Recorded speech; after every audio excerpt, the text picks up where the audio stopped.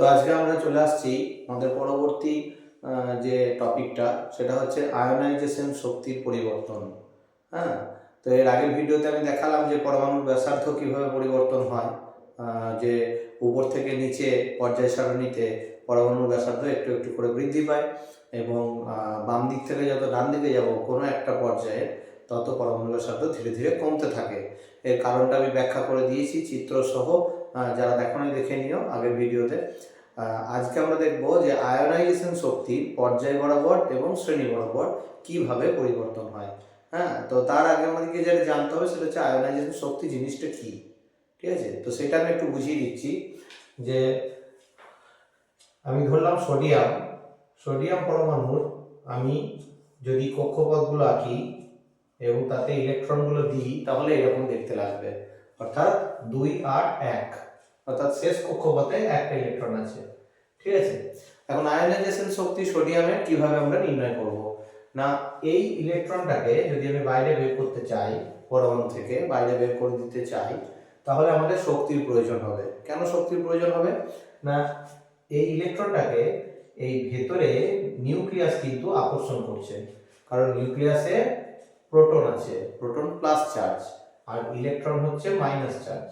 তো মাইনাসকে প্লাস টানছে ভিতর দিকে। তাই আমরা যদি এই ইলেকট্রনটাকে পরমাণু থেকে বের করতে চাই আমাদেরকে শক্তির প্রয়োজন হবে। তো ন্যূনতম যতটুকু পরিমাণ শক্তি দিলে এই ইলেকট্রনটা বেরোবে, কম করে যতটুকু শক্তি দিতে হবে, সেই মিনিমাম কোয়ান্টিটি অফ এনার্জি যেটা লাগছে আমাদের, সেইটাকে বলছে আয়নাইজেশন শক্তি। ঠিক আছে, তাহলে আয়নাইজেশন শক্তি হচ্ছে পরমাণুর সর্ববহিস্থ কক্ষ থেকে একটি ইলেকট্রনকে বের করতে যে পরিমাণ শক্তির প্রয়োজন হয়। ঠিক আছে, তাহলে এখানে যে প্রশ্নটা আছে যে পর্যায় সারণীর শ্রেণী ও পর্যায় বরাবর কিভাবে মৌলিক পদার্থের আয়নাইজেশন শক্তির পরিবর্তন হয় ব্যাখ্যা করো।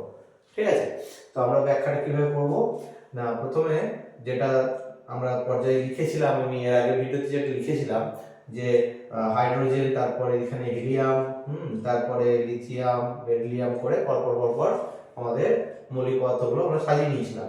ঠিক আছে, আমি এখন ডট ডট দিচ্ছি, দেখে নেবে যারা, যারা আগের ভিডিওটা দেখেছো যারা জানো যে এই জিনিসটা আমরা এইগুলোকে শ্রেণী বলছি, উপর থেকে নিচ অবধি এইভাবে। তো লিথিয়ামের নিচে আছে সোডিয়াম, সোডিয়ামের নিচে আছে পটাশিয়াম, এইভাবে আছে। ঠিক আছে, তো যেহেতু আমরা যত উপর থেকে নিচে নামবো তত কক্ষপথের সংখ্যা বৃদ্ধি পাবে, পরমাণুর ব্যাসার্ধ বৃদ্ধি পাবে, তাই জন্য ছবিগুলো কেমন হবে না, হাইড্রোজেনের বেলায় একটি কক্ষপথ, লিথিয়ামের বেলায় দুটো কক্ষপথ, সোডিয়ামের বেলায় তিনটে কক্ষপথ, এইভাবে চলতে থাকবে। পটাশিয়ামের বেলায় আরেকটা কক্ষপথ বাড়বে। তো এইভাবে আমরা যত এই যে সর্ববহিস্থ কক্ষের যে ইলেকট্রনটা, সেই ইলেকট্রনটা দূরত্ব কিন্তু নিউক্লিয়াস থেকে ক্রমাগত বৃদ্ধি পাচ্ছে, যার ফলে আকর্ষণ দুর্বল হচ্ছে এবং এই ইলেকট্রনটাকে বের করার জন্য যে শক্তির প্রয়োজন হবে সেটা কিন্তু হাইড্রোজেনের এই ইলেকট্রনটিকে বের করার থেকে অনেক কম, অর্থাৎ এখানে কম লাগবে শক্তি, এখানে বেশি শক্তির প্রয়োজন হবে। কেন না, এই ইলেকট্রনটা তো হাইড্রোজেনের খুব কাছে আছে, তাই মানে নিউক্লিয়াসের খুব কাছে, তাই এটাকে জোরে আকর্ষণ করছে ভিতর দিকে। এই দিকে যে আকর্ষণ বলটা, এটা আকর্ষণ ক্ষমতা অনেক বেশি জোর, কিন্তু সোডিয়ামের এই ইলেকট্রনটাকে ভেতরে আকর্ষণ করার ক্ষমতা অনেক কম, অনেক দুর্বল। যদিও আমাদের একটা কনফিউশন লাগতে পারে, সেটা আমি দূর করে দেবো এখনই। সেটা হচ্ছে যে হাইড্রোজেনের, অনেকের মনে হবে যে হাইড্রোজেনের তো মাত্র একটি প্রোটন, মাত্র একটা, আর সোডিয়ামের হচ্ছে 11টা প্রোটন। তো 11টা প্রোটন তো অনেক বেশি জোরে আকর্ষণ করবে ইলেকট্রনটাকে, আর একটা প্রোটন কতই বা জোরে আকর্ষণ করতে পারবে। কিন্তু না, এখানে আমাদেরকে জেনে রাখতে হবে যে 11টা প্রোটন মিলে যতটা জোরে আকর্ষণ করবে তার থেকে একটা প্রোটন এই ইলেকট্রনটাকে অনেক বেশি জোরে আকর্ষণ করতে পারবে। ঠিক আছে, তো সেই হিসাবে যেহেতু একটু দূরত্বটা কম, এখানে দূরত্বটা বেশি ম্যাটার করে দিচ্ছে। দূরত্বের এফেক্টটাই বেশি পড়ছে। তো পরমাণু ক্রমাঙ্ক বা যে প্রোটন সংখ্যা সেইটা অতটা এফেক্ট ফেলছে না। এরপরে যেটা আছে পটাশিয়ামের তো 19টা প্রোটন, কিন্তু তাও এর ইলেকট্রনটাকে ও যেভাবে ভেতর দিকে টানবে সেটা কিন্তু এই বাকি তিনটের থেকে অনেক দুর্বল হবে। তার কারণ হচ্ছে দূরত্ব। ঠিক আছে, তো যাই হোক, তার মানে আমরা সবচেয়ে কম শক্তি দিয়ে এই পটাশিয়ামের এই ইলেকট্রনটাকে বের করতে পারছি, অর্থাৎ এর আয়নাইজেশন শক্তি সবচেয়ে কম হবে এদের তুলনায়, বাকিদের তুলনায়। তার মানে যত আমি উপর থেকে নিচে নামবো তত আয়নাইজেশন শক্তি কমবে। ঠিক আছে, তো কমবে। এবার আমি বলে দিয়েছিলাম যে উপর থেকে নিচে যা ঘটবে বাম দিক থেকে ডান দিকে ঠিক তার উল্টোটা ঘটবে, অর্থাৎ বাম দিক থেকে ডান দিকে আয়নাইজেশন শক্তি বাড়বে।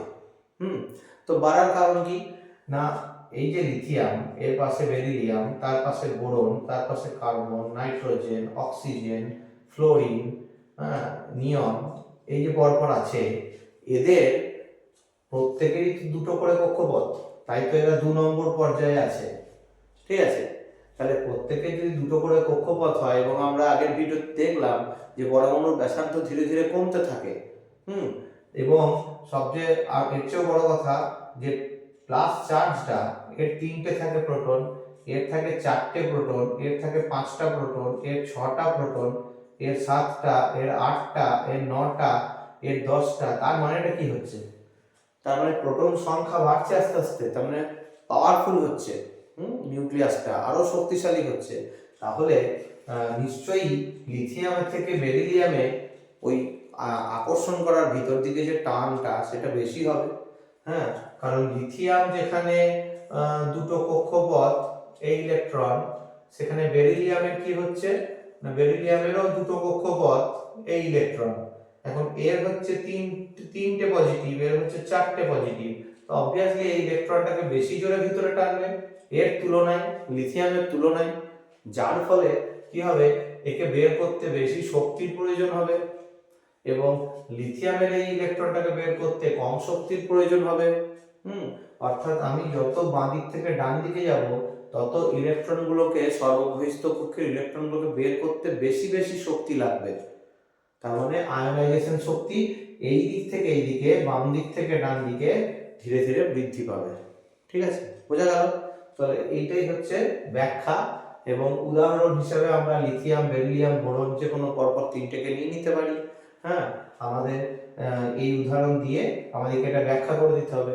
দরকার হলে চিত্র আঁকা যেতে পারে, পেনে করেই আঁকতে হবে, চিত্র এঁকে বুঝিয়ে দিতে হবে যে যেহেতু কক্ষপথের সংখ্যা কোনো একটি নির্দিষ্ট পর্যায়ে বৃদ্ধি পায় না, কিন্তু পারমাণবিক ক্রমাঙ্ক বা প্রোটন সংখ্যা ধীরে ধীরে বৃদ্ধি পায়, তাই সর্ববহিস্থ কক্ষের ইলেকট্রনের সঙ্গে আকর্ষণ ক্ষমতাও বৃদ্ধি পায়। তাই সর্ববহিস্থ কক্ষের ইলেকট্রনটিকে বের করতে যত আমি বাম দিক থেকে ডান দিকে যাব তত বেশি শক্তির প্রয়োজন হবে, অর্থাৎ আয়নাইজেশন শক্তি তত বৃদ্ধি পাবে। ঠিক আছে, বোঝা গেল? এই হচ্ছে ব্যাপার।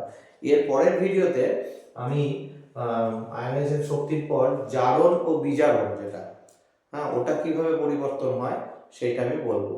এখান থেকে তোমাদের যেটা আসতে পারে সেটা হচ্ছে এই যে মৌলিক পদার্থগুলো, এগুলোকে এলোমেলো করে সাজিয়ে দেবে ওরা, এবং আমাদেরকে সঠিক পদ্ধতিতে সাজাতে হবে। হয়তো বললো যে ক্রমবর্ধমান আয়নাইজেশন শক্তি অনুসারে সাজাও, দিয়ে আমাদেরকে 4টে পরমাণু দিয়ে দিল। কিরকম না, বললো যে কার্বন দিল, লিথিয়াম দিল, দিয়ে তারপর ফ্লোরিন দিল, আর অক্সিজেন দিল, দিয়ে বললো এটা সাজিয়ে দাও। তো আমরা কিভাবে সাজাবো কার্বন, লিথিয়াম, ফ্লোরিন আর অক্সিজেনকে? তো আমাদেরকে যদি বলে ক্রমবর্ধমান হিসেবে সাজাও, অর্থাৎ ধীরে ধীরে বাড়ছে, তাহলে সবচেয়ে বাঁ দিকে যে আছে তাকে আগে লিখবো, কারণ ওরই সবচেয়ে কম। তাহলে এখানে লিথিয়াম হচ্ছে সবার আগে বসবে, অর্থাৎ এরকম করে লিখবো লিথিয়াম, তারপরে এই চিহ্নটা দেবো, নেসলাইন চিহ্নটা। লিথিয়ামের পর আমি লিস্টে দেখতে পাচ্ছি এখানে কার্বনকে দেখতে পাচ্ছি, এই 4 জনের মধ্যে কার্বন আছে, তাহলে কার্বন লিখলাম। তারপরে আমি অক্সিজেন দেখতে পাচ্ছি, অক্সিজেন দিলাম, লাস্টে ফ্লোরিন দিয়ে দিলাম। তো এইভাবে আমরা এটাকে একটা শর্ট কোশ্চেন আসতে পারে, এবং এইভাবে আমাদেরকে সাজিয়ে দিতে হবে। ঠিক আছে, বোঝা গেল?